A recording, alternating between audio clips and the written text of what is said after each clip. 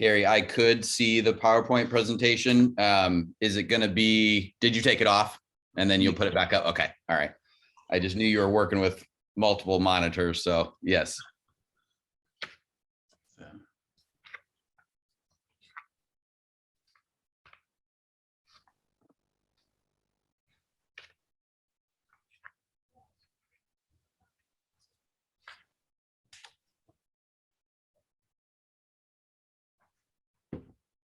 Christy, on the participant view, when I'm showing the PowerPoint, will they see us in a little, yeah, they will. Okay. That's what I figured.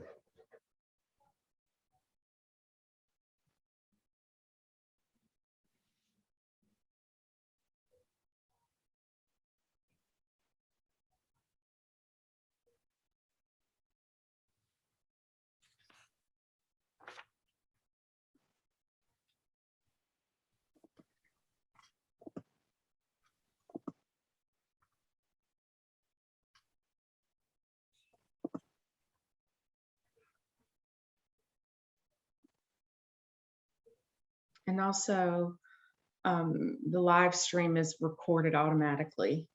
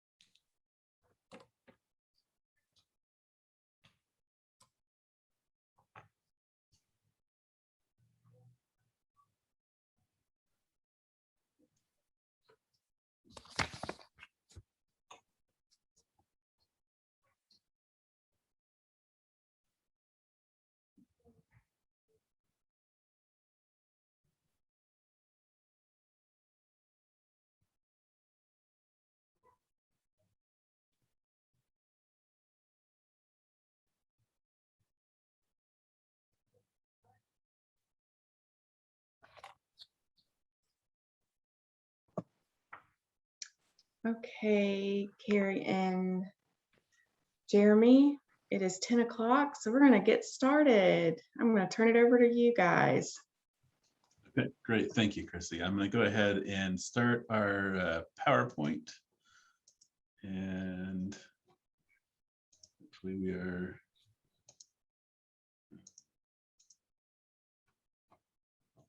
I'm not sure what I've done. We can see it, Carey. And yeah, okay, all right. Yep. So welcome, we're glad you're here. And there we go. So my name is Carey Dahncke. I'm the executive director of CEL at the University of Indianapolis, and we are an outward facing center. And I have with me Jeremy, who is really the star of the show, and I'm going to let him introduce himself. Hello, everyone. Jeremy Lugbill, served as a teacher, principal, and I'm now serving as superintendent at Career and Success Academy in South Bend, northern part of Indiana. So let me give you a little bit of background on CEL. CEL is a center of excellence in leadership learning, and we are celebrating our 20th anniversary this year. And so you'll see there's a little bit.ly link at the bottom if you want to copy it down. It's really easy to remember. It's the bit.ly link, CEL, November 3rd. We're having a 20th anniversary celebration. We are bringing in Dahncke to speak, and so you are all invited, more the merrier. But CEL is this outward-facing center that works with K-12 institutions and higher ed institutions around the state. And so we have lots of partnerships throughout Indiana. And one of our primary programs that we do, which is a bit unique in Indiana, is that we work with the Commission for Higher Education, and we endorse early college high schools, which I'm sure people are familiar with the concept. What makes it a little bit unique in Indiana is that through the endorsement process, there is some uniformity and some quality assurance provided around schools which call themselves an early college high school. I know that in some states that exists, in some states it doesn't. In Indiana, it's a unique arrangement in that the Commission for Higher Education has given authority to CEL to be that quality assurance entity. What you'll see in the map, which is on display there, is that we have a lot of schools which are emerging. Those are the yellow dots.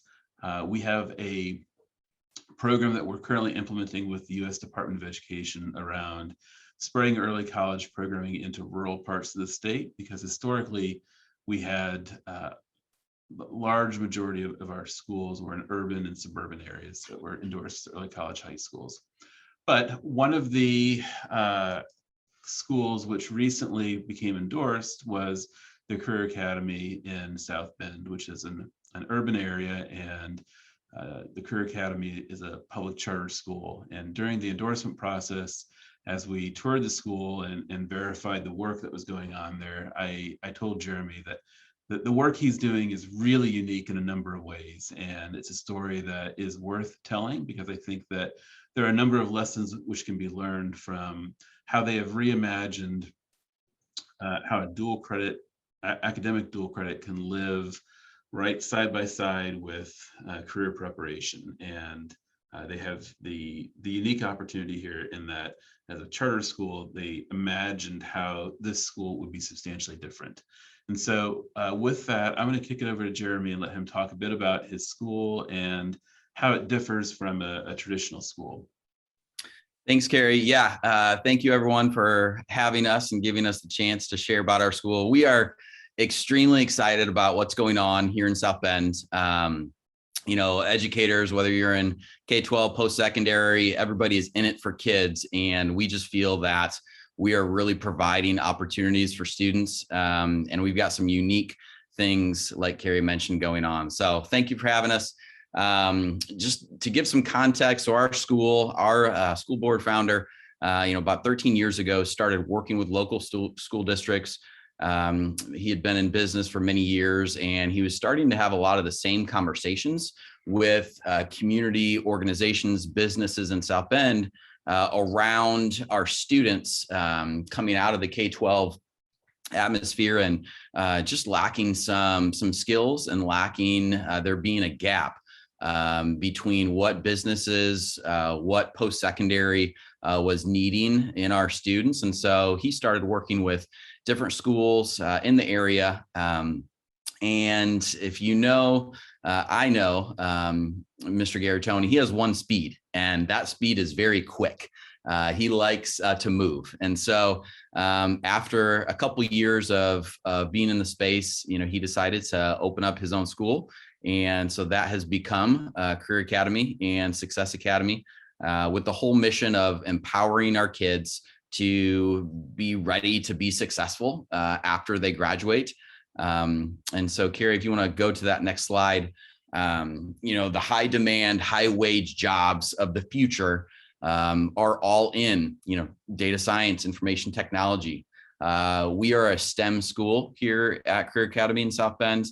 So a lot of these jobs that you see here, entrepreneurs in the STEM field, we are trying to facilitate a space for kids to learn how to collaborate, how to communicate, to think critically, to problem solve, but also have those soft skills, those life skills that they need in developing grit and empathy. And we're all about, at Career Academy, the whole child, providing the space for learning those academic skills, but also those soft skills, those life skills. So yeah, that is kind of a nutshell how we began.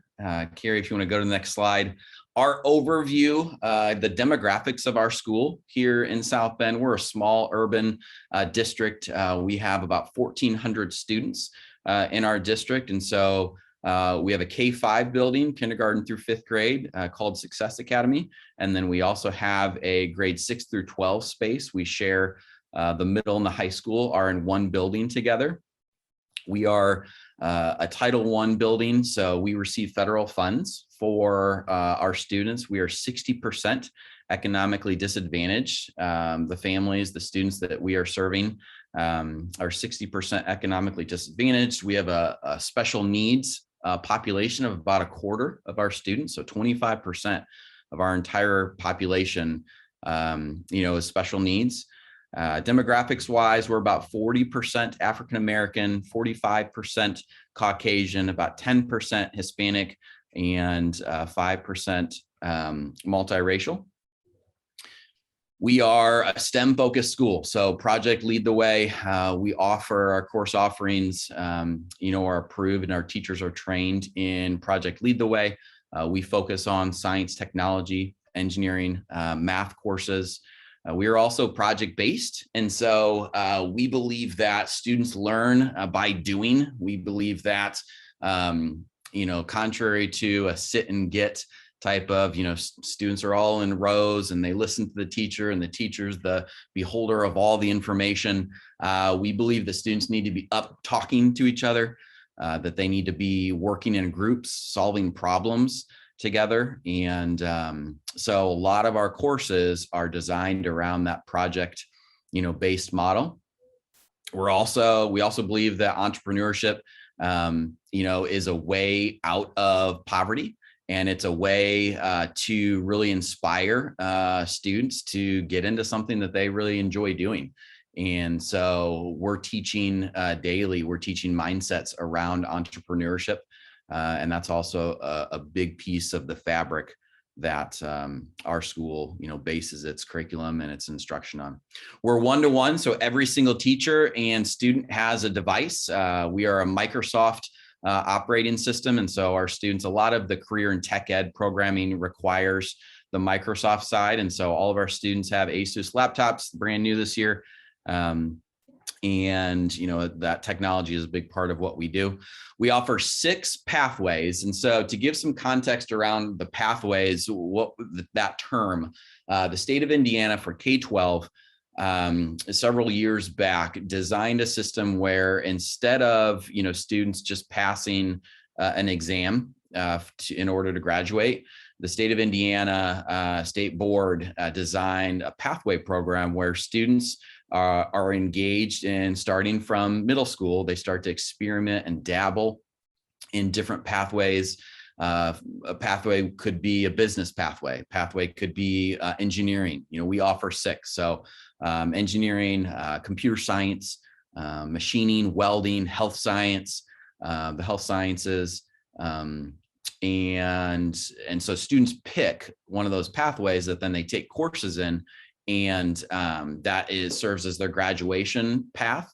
But it's also, it has to do with what they want. And I think that that's really important. We try to give students choice in what they're learning. And so at Career Academy, we offer those 6 pathways.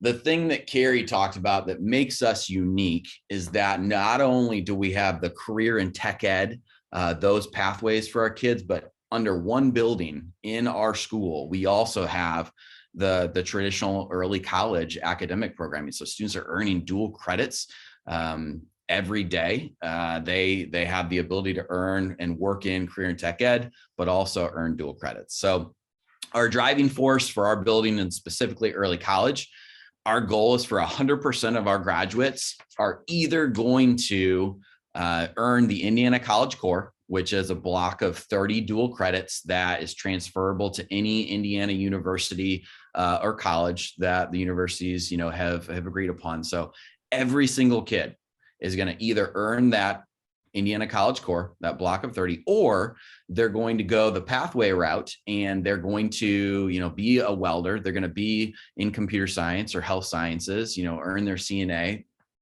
and they're going to have some type of work-based learning experience, and they're going to earn some type of industry certification or qualification that's going to help them be able to be marketable right out of high school. And so that's kind of the overall mission and vision of how our school started, but it should give you some context as to, kind of our goals and where we're going as a district. So how are we getting there? We believe that every student needs to develop a graduate profile. So we, for those of you that are familiar with Naviance or Zello is our program, but students are building each year throughout their career at Career Academy. They're building a profile, really learning about themselves. We do things like a strengths finder to find, the strengths of the students. PDP is a tool that we use that teaches students their communication styles. It teaches students how to interact with others, and And so we really try to, during a student's time with us, we really try to have students understand themselves and how they interact in order to be able to pick them the types of careers that are going to best fit them. Carey, you can go to that next slide there. I think maybe, are we up for ready for a video? Okay. Yeah. Do you want to frame it up at all, or just let me play it? Yeah, so this, so our school, like I said, we are a 6 through 12 building. And so this tour kind of gives you a glimpse. I think it's pretty short, but it kind of gives you a glimpse of our building, our space. It always is nice to have kind of a visual of the school that you're talking about. So yeah, this is our Career Academy virtual tour.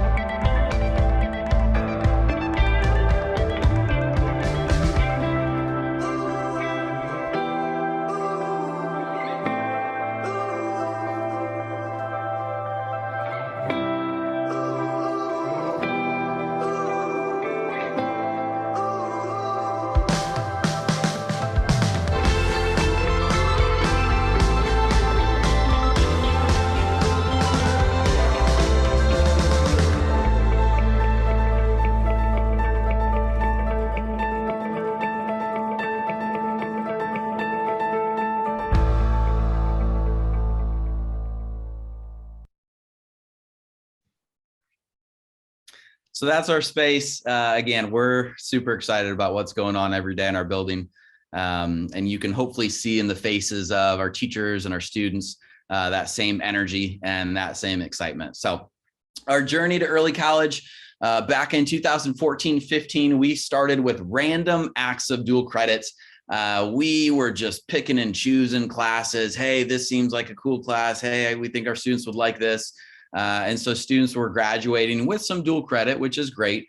But as our program evolved, as we had conversations with Carey and Sel, we realized the need for really being intentional with our curriculum design, our programming. And so in 2018, early college program was designed and shared with our 8th graders. And we're going to get into, I think it's on the next slide, kind of what that model looks like, what the early college model is specifically. But 2018-19 was kind of the beginning.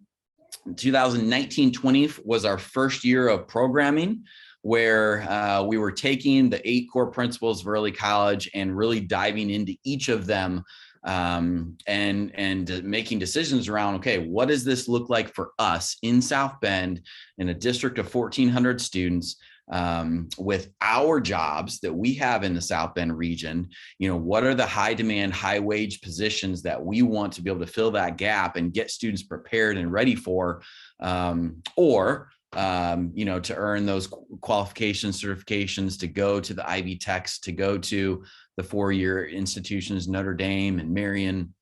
What does that look like for us? So the journey began 1920 was our first year of programming. Then of course, COVID hit and that changed a lot for us. You know, we are still in the thick of it. I don't know, you know, K-12, I know in this region, we're experiencing just a lot of shortages in terms of labor.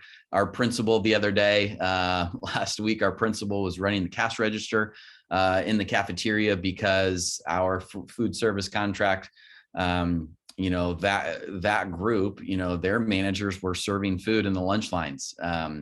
And so just things like that. Our assistant superintendent was driving the minibus between buildings this week.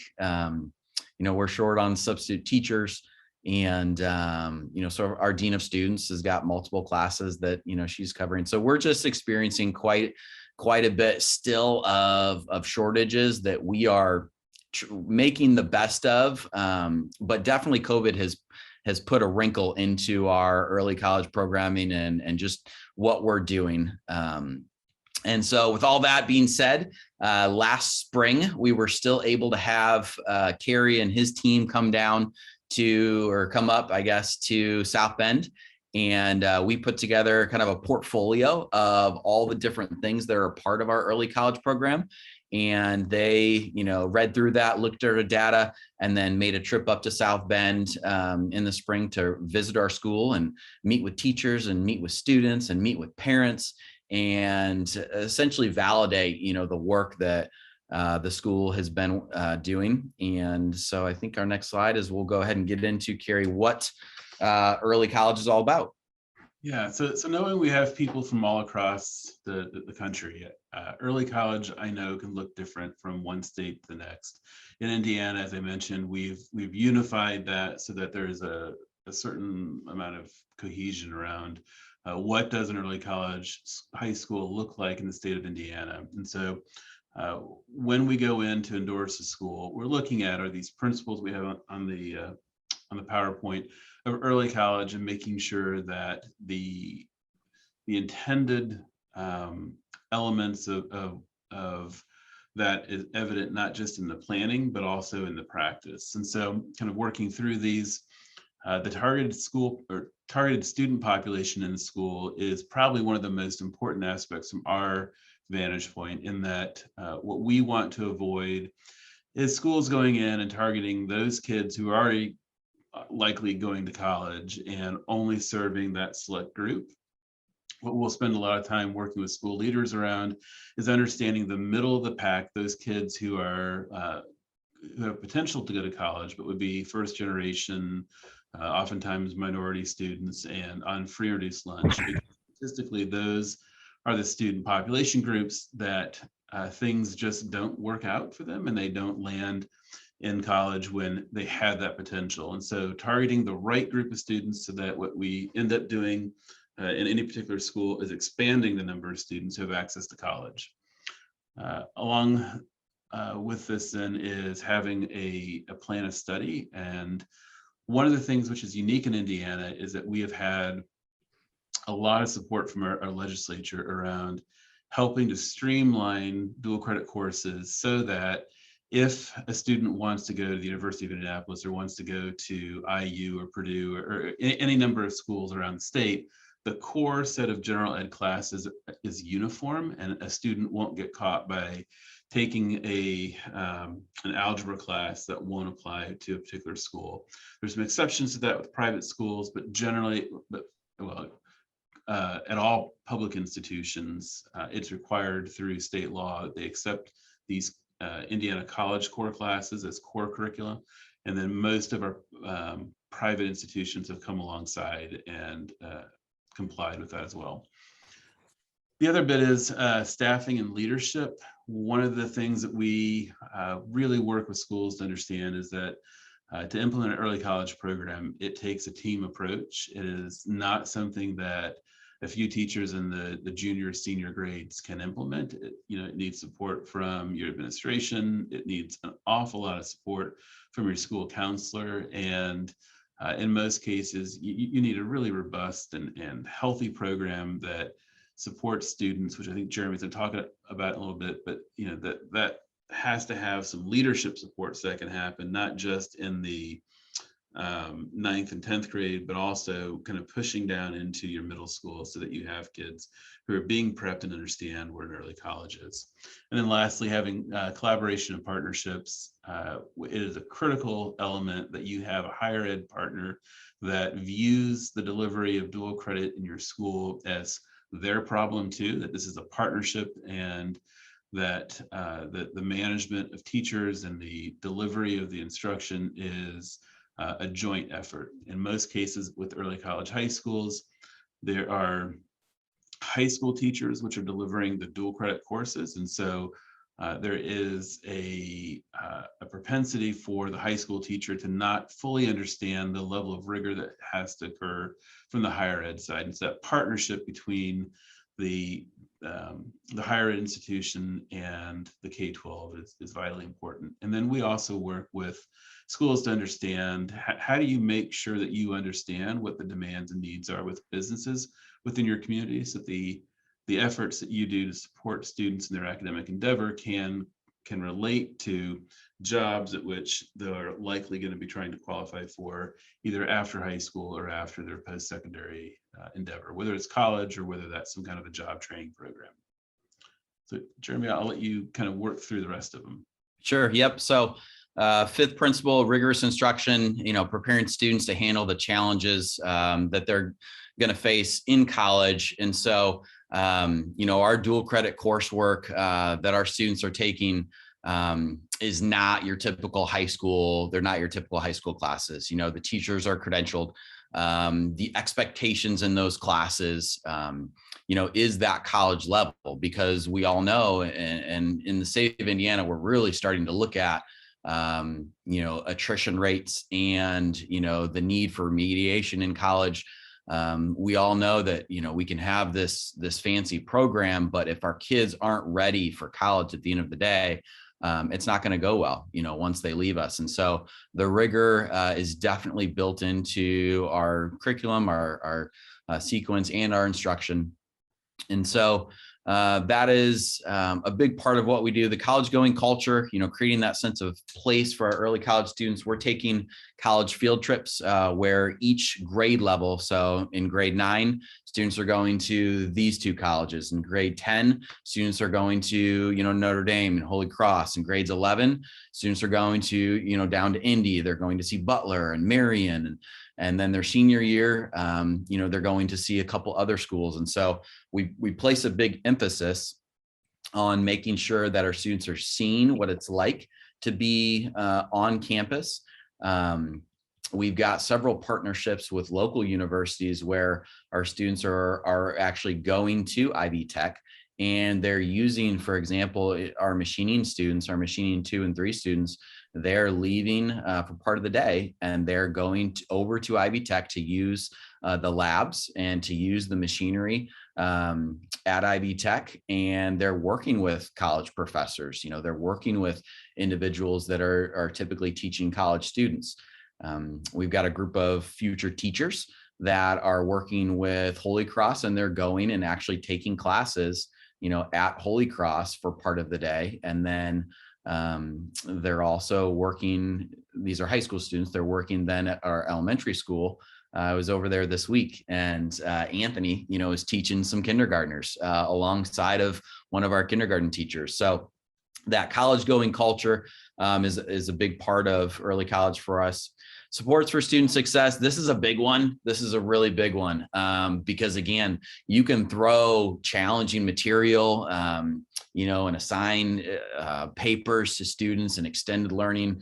But if they don't have the support, they're not going to make it. And so we have an early college resource class that every freshman and sophomore take. And during that class, early college students are receiving support from a certified teacher.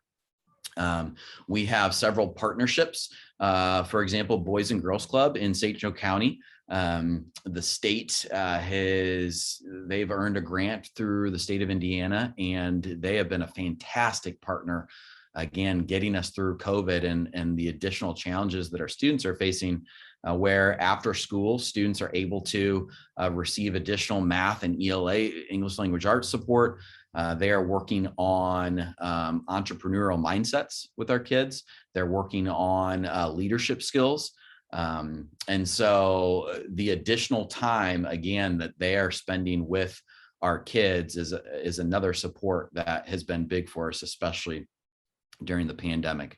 So those partnerships are big. I'm going to talk a little bit later about City Connects, another partnership that we have with Marian University, Boston College. But that's a big piece for us. Data collection, analysis, and use, monitoring and adjusting our programs along the way. Like I said earlier, we started off with random acts of dual credit, and we weren't getting kids that Indiana College Core, that block of 30 dual credits that's transferable to any university. So we are always looking at and analyzing our data. And as with anything else, you can have lots of data and you can look at it, but what are we doing with it? What are the changes, the adjustments that we're making based on that information? And so we, over the last 3 to 4 years, we have increased our dual credit offerings based on what our students need. 3 or 4 years ago, we were at 500 or so dual credits that our students were earning.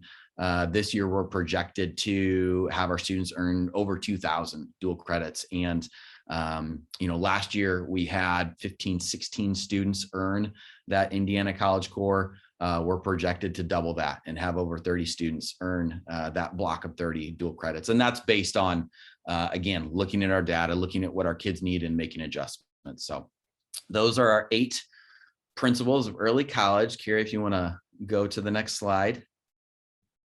We're going to dig in here to a few of the principles. The goal is to, and I'm sure we're going to have time to get done, to have time for questions too. So anyone can always just tell me to shut up and move on to the next slide. That is perfectly fine. But we're going to dig into a couple of these slides. So targeted student population, our Career Academy, we've got grades 6 through 12 in the building. Like Carey talked about, we're looking at that middle of the pack. We all know that there's a group of kids that are already going to college. We're looking for those underrepresented populations in post-secondary. So your first generation college kiddos, families, like I said, we're 60% economically disadvantaged. So your students that don't necessarily have the funding available to them, your students that are completely capable of post-secondary, they're capable of the rigor, but they don't know it yet.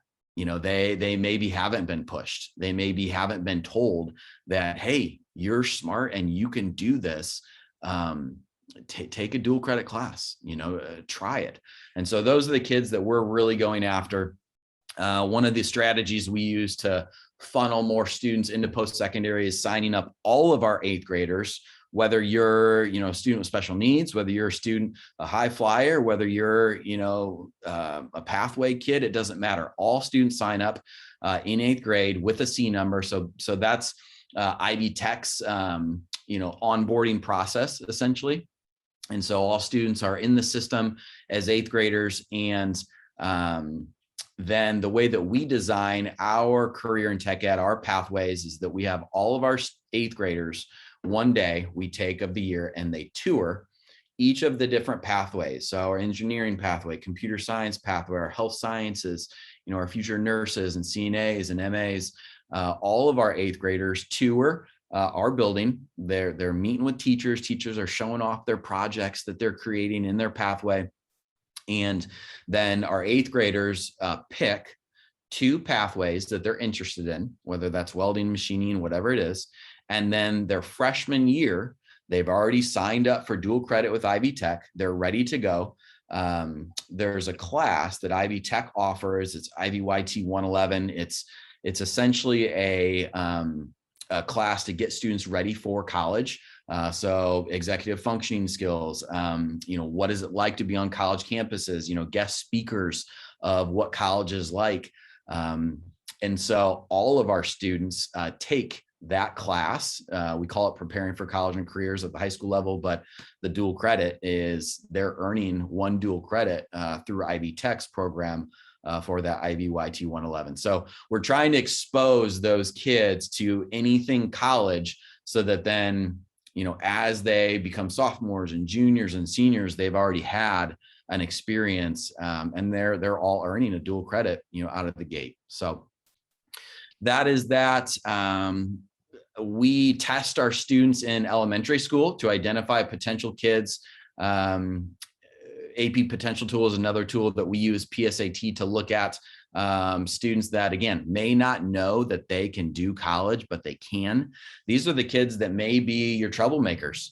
They may be getting in trouble in school. They may be acting out because they're bored, and they already know what the teacher is going to say. So they become, potentially behavior issues, but they're super intelligent and super bright, and they can do the work. So, we're using a couple different assessments to try to find those students that teacher may not necessarily say, hey, Johnny is a college kid because he's being a pain in class, but he can totally do the work. Hey, Jeremy, before we go on, can you just quickly tell a story of your dragon on this page? Because it's a good story. Yes. So one of our kids, and Mr. Garsk, our high school principal, told this story down in Indianapolis this week. And I'm not going to be able to do it justice because I was not here at that time. And so Carey, fill in for me where I miss. But essentially, we had a kiddo. My understanding is we had a kiddo that was that kid that was struggling, was a behavior issue, didn't really know what she wanted to do, after high school. And she was in our welding pathway. And so you can see this dragon, it's a fire pit essentially. And so, our student is literally in the welding booths. We have 18 welding booths. We have a shop at the school, but is literally welding, is designing using our CNC plasma burner. Our students are able to use CAD, use Fusion 360, design, something like this. And then they will cut, the metal on our CNC plasma burner. And then our students will literally be in the welding booths, welding these different pieces together. And so this student that just was not teacher's favorite, but she was able to kind of turn it around and, design this thing, weld it. And the goal for a lot of these pieces is to sell them, take them to market and it be a sustainable project. Carey, did I miss anything? I know there was more to the story than that. Yeah, so my understanding was that she did this whole project outside of school hours. She stayed afterwards, and all of the metal used was scrap leftover metal. So she was, very, very creative, on the fly engineer about how she'd create this thing. So a very talented welder. And again, a lot of, in K-12, a lot of those students that struggle and don't know how talented they are, that is a perfect example of a kid that's so creative and has so much potential, but it's channeling, that to positive energy. So yeah, Career Academy, we really try to blur those lines between high school, college, and the workforce, so that there's easy onboarding and off ramps for our kids to get involved in something that they're super excited about. So curriculum plan of study, like I said, these are our 6 pathways. We believe that you learn by doing. Experiential learning is big to us. We're trying to really push that Indiana College Core, those 30 dual credits. You're doing one of 2 things. You're either getting that if you are a student for us, or you are getting an industry certification. You can see there on the slide the different certifications that we offer our students, from NIMS to Google, Microsoft, AWS is our welding, your Fusion 360, Autodesk, CAD, our health sciences, the CNA, medical assistant. We have a new program this year working with Ivy Tech and Beacon, where our students are taking classes here. They're also taking classes at Ivy Tech in the medical assisting program. And then in the spring, they will go to Beacon and they will assist in the hospitals, their clinicals. They will assist in, things like taking blood pressure, I think it's everything short from everything but drawing blood, all of the skills, that, you're assisting your nurse practitioners and your doctors. But our kids, again, are actually going to be in hospitals, providing that assistance and getting that real world experience. Last thing on this slide, I'll mention the work-based learning. So we have a new, really neat, it fills a neat need that we have right now. A lot of times there is a gap between high schools, businesses, and the workforce. And so we've hired a new coordinator this year who is going to, we have 53 seniors this year out of our 90 to 100. So about half of our kiddos that are going the work-based learning certification route. This gentleman, Blake, he is that liaison between businesses and high school. So he's taking students out to the businesses and sitting down with the business, with the student, setting up the expectations for the work-based learning experience, for the internship, for the apprenticeship. All of them are getting paid. I think in years past, businesses could get away with, not paying. Now they're very interested in getting our students over to their businesses and providing those internships. And they're willing to pay them because they're making the investment into future labor for their company. So we are super excited about this work-based learning hub and Blake and the work that he's doing in St. Joe County. He's working on an app where another big issue that we found is just the communication. Even once you get students involved with the business and they're in an internship, that communication of, is the student showing up? Is the student earning and meeting the competencies that the business is looking for and the skills that the business is looking for the student to develop? Is that happening?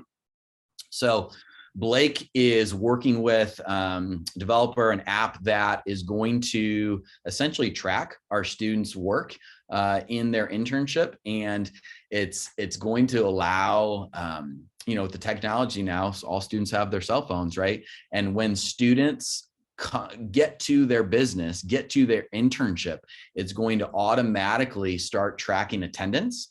They're going to be able to, automate some of those processes that before, you just don't have enough time in the day and the personnel to those little details that are important. They're actually big details.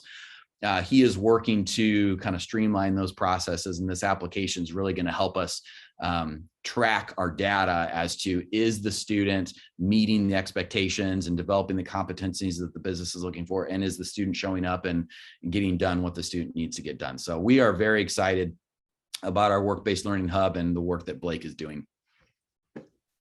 Jeremy, just from a timing standpoint, we're probably gonna have to move through the slides pretty briskly so we have time for questions. Okay. Yes. I'll be quick. Leadership and staffing. So, we've got a core team of fantastic educators. We hired this year a new position, college and career counselor, that is, again, a liaison for our kiddos to, make sure that he's writing service plans for all of our seniors. What are your plans? What is your contact information? We're going to follow up with you, next year after high school and find out, what do you need? What are the barriers? Is it textbook fees? Is it, a ride? Is it transportation to get to the college or get to the courses that you need to get to? What are those barriers? Our college and career counselor is going to work with our kids on that. City Connects partnership, Boston College, Marian University is another support for our kids. Every student in 6th grade and 9th grade is going to get a service plan.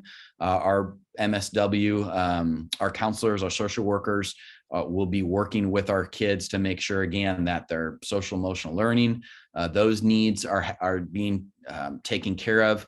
The City Connects partnership is going to help develop wraparound services for our really struggling kiddos that need additional support outside of school, whether that be mental health issues, whether that be, family home life issues. And so that's just another support that we're going to offer and that we need to, again, in educating the whole child, make sure that the kid has what they need. If it's all right with you, I'm going to skip the video and I'll simply say that the kids at Career Academy are amazingly sweet and they love their teachers, and if you watch this video, I think you got it on the website. It makes you feel really good. But in the essence of time, we're to go ahead and go on to the next one. College going culture.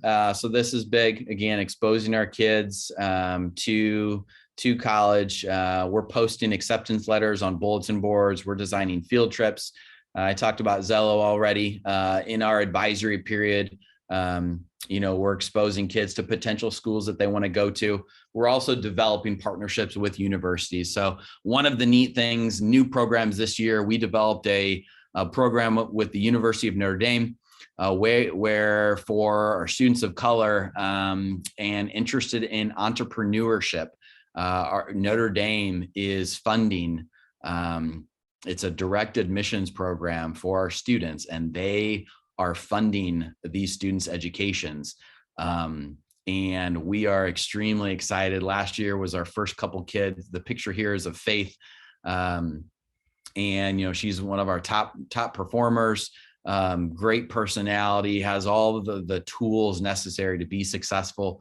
And when I got to, because it's a new program and we're developing it,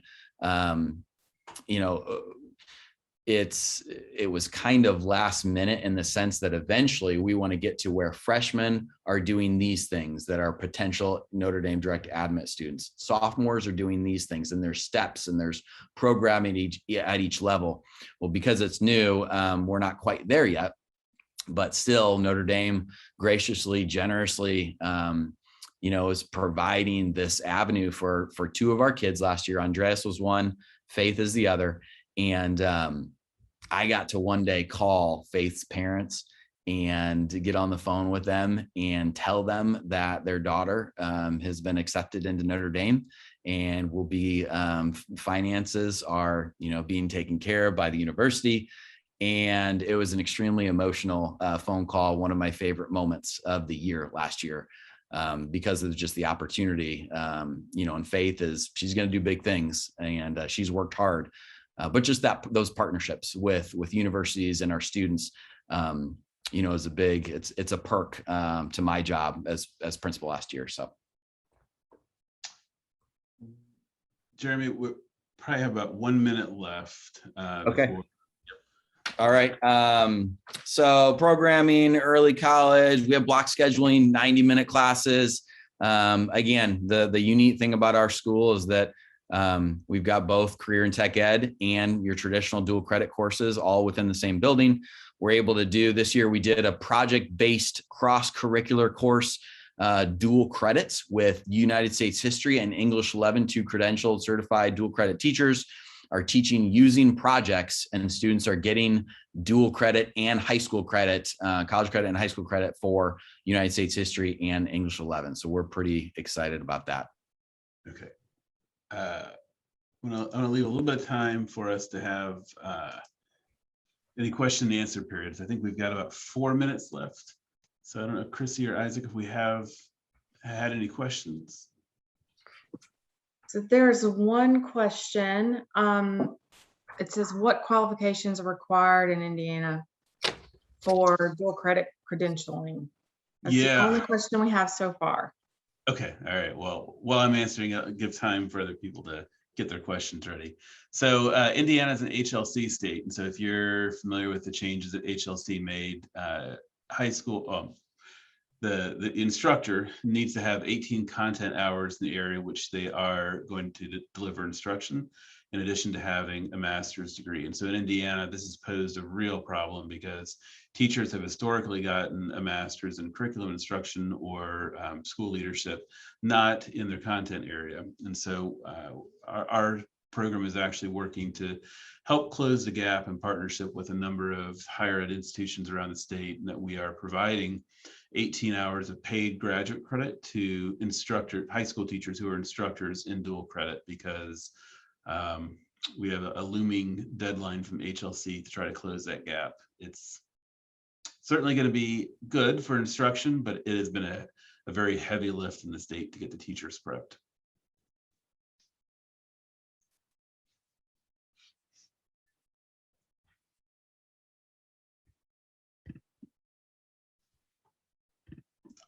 So I will, and Chrissy, just interrupt if another question pops up, but I will say that one of the things from SEL's perspective that was very unique when we went and visited the school was how seamlessly the vocational programming and the academic programming live side by side, and where some schools kids get into a track where they actually get put into like physically into a different building if they're taking vocational coursework. In South Bend, the kids were going from an academic English class to a welding class, seamlessly, and you had kids who had plans to go to Notre Dame or a school that takes rigorous instruction, also being able to have the space and time to experiment with what does a vocational job look like. And, so they hear kids talking about, their aspirations about going to a college, which was going to be a challenging institution to get into, but then in the next breath, talk about their welding project. Just stood out to us as a very, very unique environment that helps to create really well-rounded, interesting kids. And I think that's part of, what we all want to do. So COVID has forced us. We've opened up a Career Academy Online program that is also adding some flexibility for, we brought some homeschool kiddos in that are taking a course here and there, both, dual credit, advanced placement, band, some of the extracurriculars that they don't have as homeschool students. And so that's been a positive, from the pandemic that we've been able to, and I see on down the line, some of those kiddos wanting to take a welding class, wanting to, take machining over at Ivy Tech with us. So yeah, that flexibility is big. So we have one more question, Jeremy, and Carey. It says, has there been an attempt to get the college instructor certified to teach the high school course so they can also teach both? Yeah, so there's a unique quirk in the law in Indiana, which allows for if in the community college the professor is fully qualified to deliver the English course, which the equivalent is English 2 or whatever it is, that they inherit the ability to deliver the high school course 2. So they have to be employed by the university and they have to be delivering the dual credit course, but it eliminates the need to have a high school licensed teacher in that particular circumstance. But also that's very unusual, and almost all the courses, it's the inverse happening. It's the high school teacher delivering the dual credit course, but there's a provision for that.